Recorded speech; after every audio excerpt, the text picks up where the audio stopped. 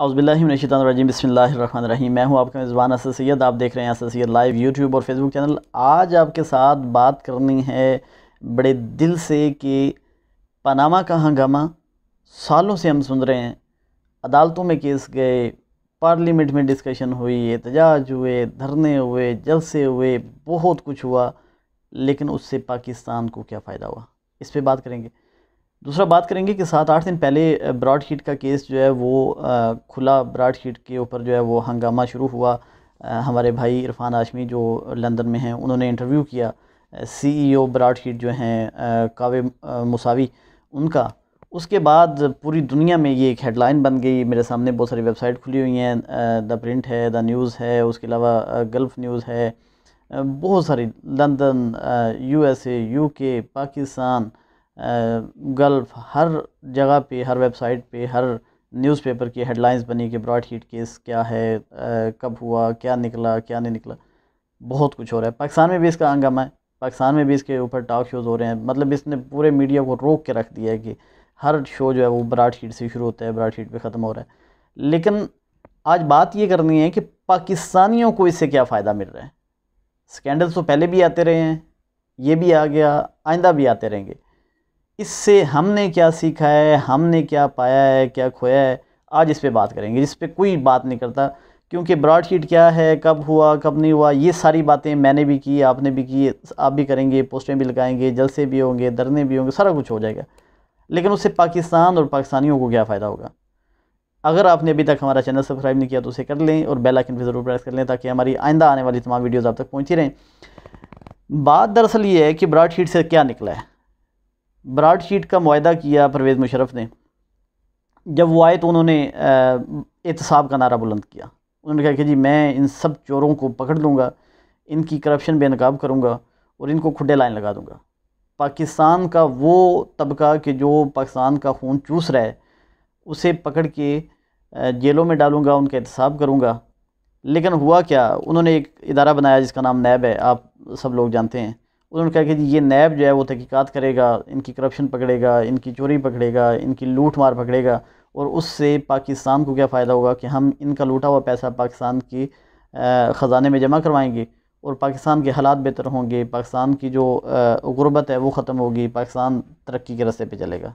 ठीक हो गया जी, हमने सुन लिया एहतसाब का नारा आपका। बाद में क्या हुआ, 3-4 साल के बाद जब उनको ये पता चला कि ज़्यादा बेहतर ये है कि इनका एहतसाब करने से मैं अपनी कुर्सी बचाऊं। ठीक है जी, अगर एहतसाब करूंगा तो पाकिस्तान को तो फ़ायदा हो जाएगा, लेकिन मेरी हुकूमत को दुआम नहीं मिलेगा। मेरी हुकूमत, मेरी कुर्सी, उसके जो पाए हैं ना वो डगमगाते रहेंगे। तो इससे ज़्यादा बेहतर है कि पाकिस्तान जाए भाड़ में, हम पहले जो है वो अपनी कुर्सी को मजबूत करें।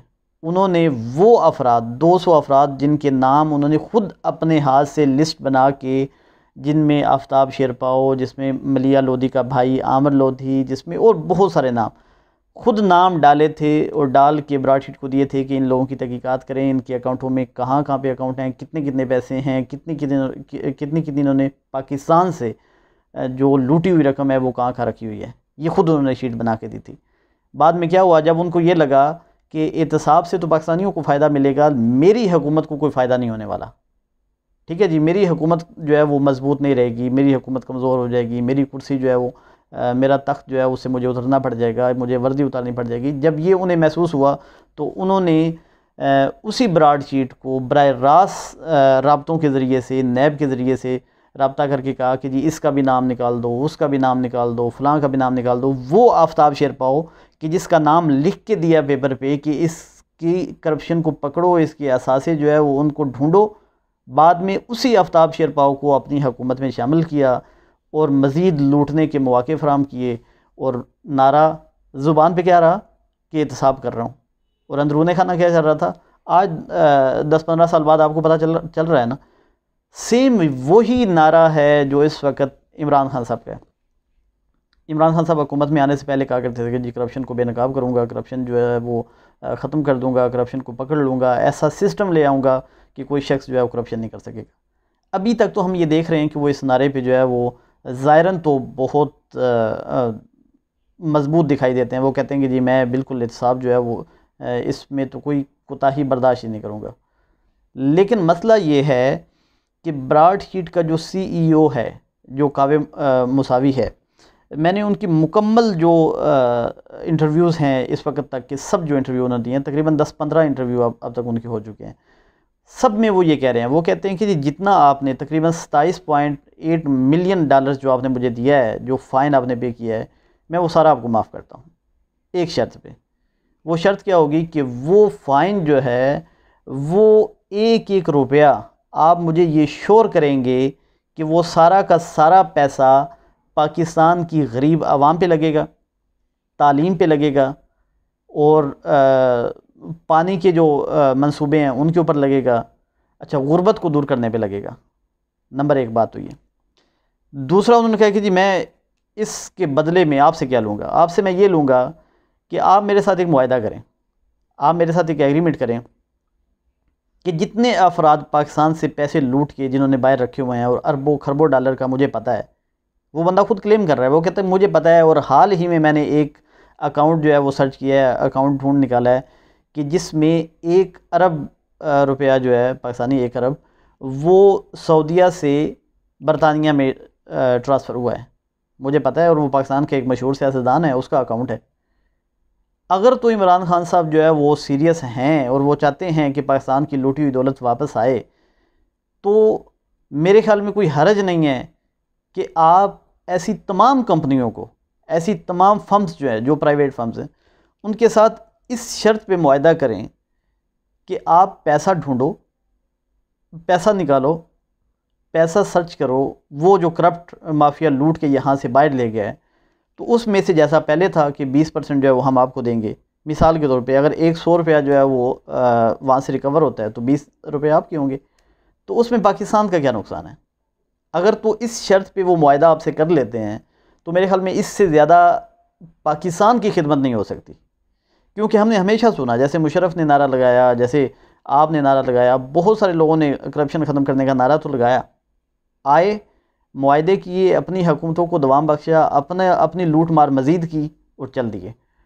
ऐसा ही आपकी हुकूमत में भी हो रहा है, और आप नहीं कर रहे, आपके ऊपर बराह रास्त जो है वो इल्ज़ाम तो नहीं लग रहे, लेकिन आपकी हुकूमत में बैठे हुए वज़रा वो उन्होंने लूट मार का बाज़ार गर्म किया हुआ है, इसमें कोई शक ही नहीं है। और आपके ज़ेर सरपरस्ती आपके अंडर आने वाली पुलिस अभी तक जो है वो करप्ट टोला बना हुआ है, करप्ट माफिया है पूरा पुलिस में। दूसरी जो आज हमने बात करनी है वो है पुलिस इस्लाहात। बंदे के मुखलिस होने से पाकिस्तान को फ़ायदा नहीं होगा, मुखलिसी से इकदाम करने पड़ेंगे, मुखलिसी से कुछ ऐसे स्टेप्स लेने पड़ेंगे जिनसे पाकिस्तान का मुस्तकबिल सिक्योर हो और पाकिस्तान की आवाम का मुस्तकबिल जो है वो सिक्योर हो, उनको बेहतरी नज़र आए, बेहतरी को वो महसूस कर सकें।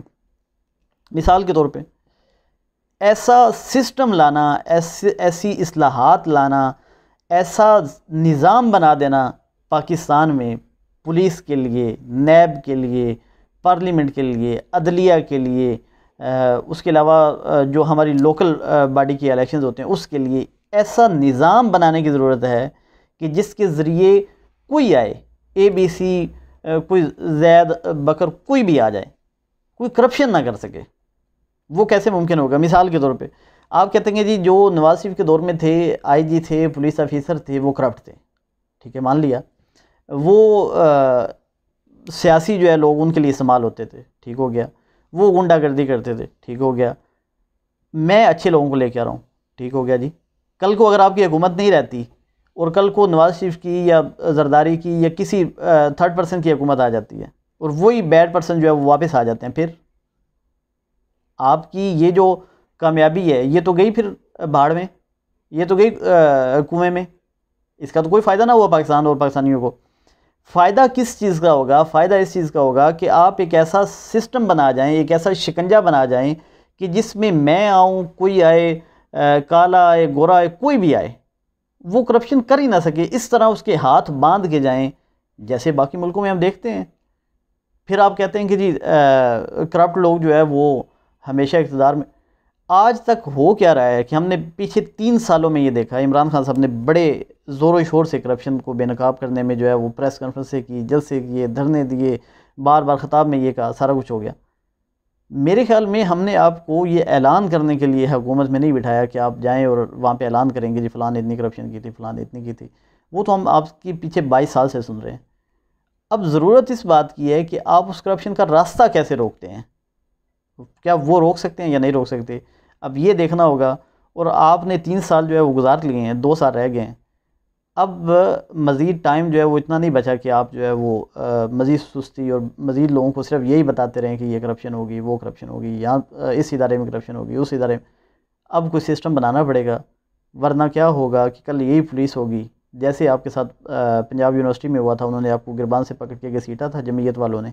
ऐसे ही कल जब होगा तो फिर आप नारे लगाएंगे, फिर आप कहेंगे कि जी देखें पुलिस जो है वो करप्ट माफिया जो है उनके ज़ेर तसल्लुत है और इस्तेमाल होती है। फिर आपको नहीं कहने दिया जाएगा, क्योंकि आप 5 साल हुकूमत कर चुके होंगे। इसलिए अब वक्त है, अब ये इस्लाहात कर ली जाएं, वरना कल को फिर आपको पछताना पड़ेगा। पाकिस्तान जिंदाबाद। अल्लाह हाफ़िज़।